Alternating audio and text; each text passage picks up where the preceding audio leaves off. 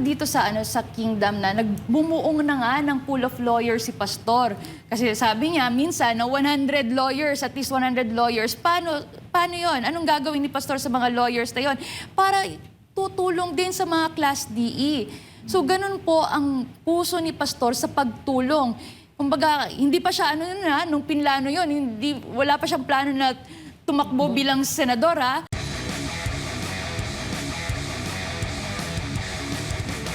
It really reflects Pastor's personality, ang pagiging compassionate niya. Imagine na, Hana and Ina, habang nandun si Pastor, ang naiisip niya pa ganito.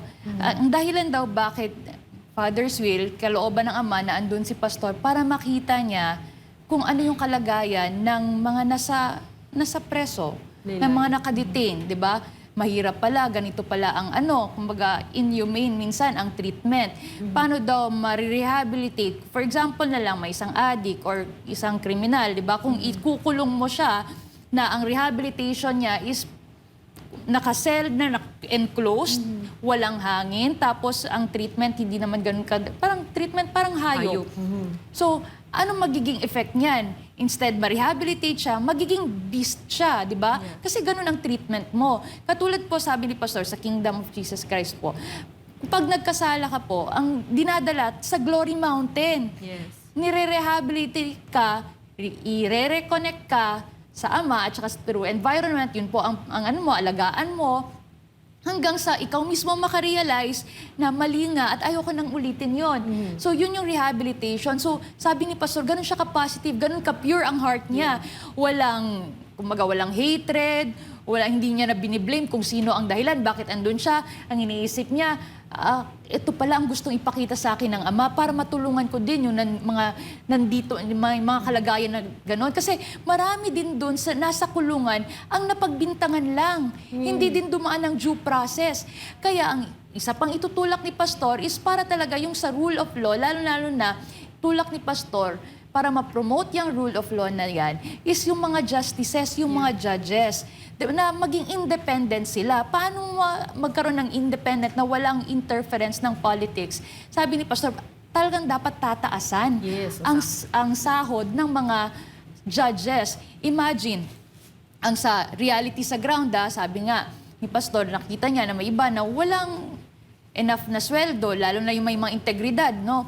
Tapos, dahil dyan limited lang din yung kanilang sahod, tapos meron pa silang mga anak na pag-aralin, meron pa silang mga kailangan ng mga monthly rental nila para sa kanilang bahay, sakyan, laki ng gastusin.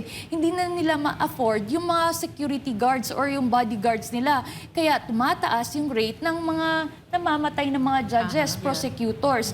So, ang gusto ni Pastor para talaga ma-promote yung rule of law at saka talaga, imagine, napaka-taxing, napakahirap ng mga tinatrabaho ng mga judges. Ang dami-daming mga kaso ang kinakaharap nila. At saka yung risk andun.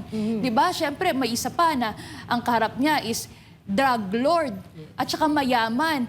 So dahil nga ang evidence against doon sa drug lord na yun ay masyadong malakas, strong yung evidence against him, ang ginawa, pinapatay na lang yung isang judge. So dahil nga hindi afford yung bodyguard. So talagang para protectionan to, at saka hindi lang sa judge kasi protecting him, protecting also the rule of law in our country, na wala na talagang mga mabibiktima na yung mga may kasalanan,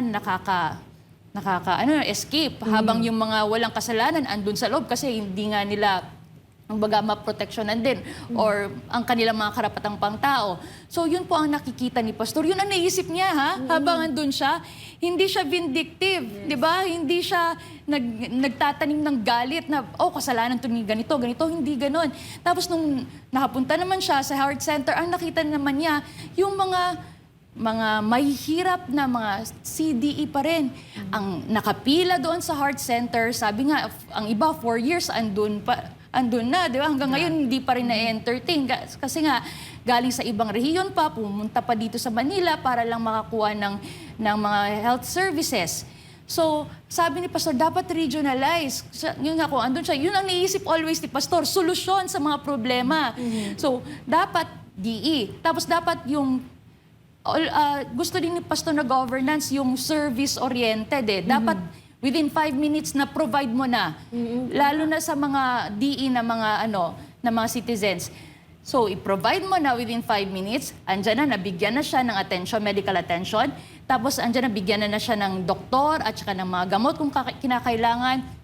O kung anong procedure, medical procedure, talagang mare-receive niya, matatanggap na niya. So, ganun po ang naiisip ni Pastor, di ba?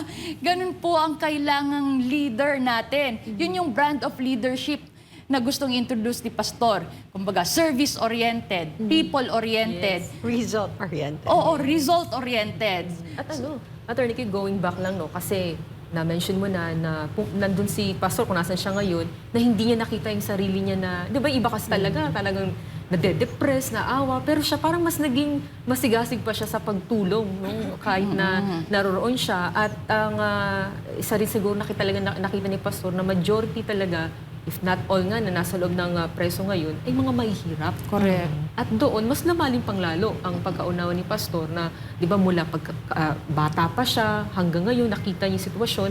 Kasi kung di ako nagkakamali, Attorney Kay, yung iba doon, di ba, either, di ba, hindi nga dumaan yung due process kasi wala rin pera. Yes, totoo yan. Walang pang bail din yung iba, di ba? Correct, 5,000 lang yung bail para makalabas.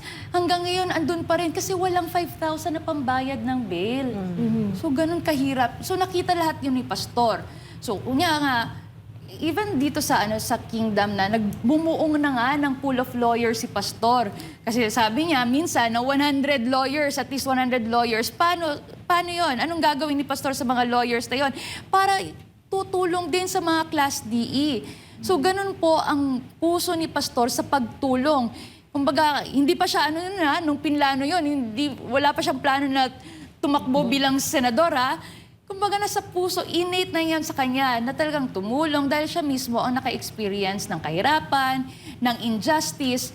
Kaya sa kanya, ayaw niya din ma-experience ng iba. Tinatawag nga niya na therapy niya yon. Pag nakita niya, yun yung therapy ni Pastor. Nakikita niya na yung iba, hindi na na-experience yun, okay na sa kanya. At saka habang kinukwento niya, naiiyak pa siya. So, ikaw din, naiiyak ka din. Grabe ang puso mo, Pastor, no? So, ganun po ang pagmamahal ni Pastor para sa lahat ng mga mamayang Pilipino. At kaugnay dyan, Attorney Kay, ano pa daw ba ang ibang programa? Ayan. So, since nasa medical na tayo, no? Medical services na tayo, kanina sa meals yun eh. Again, na-address na natin yung food. Importante yun. So, minsan na education, livelihood, andun din.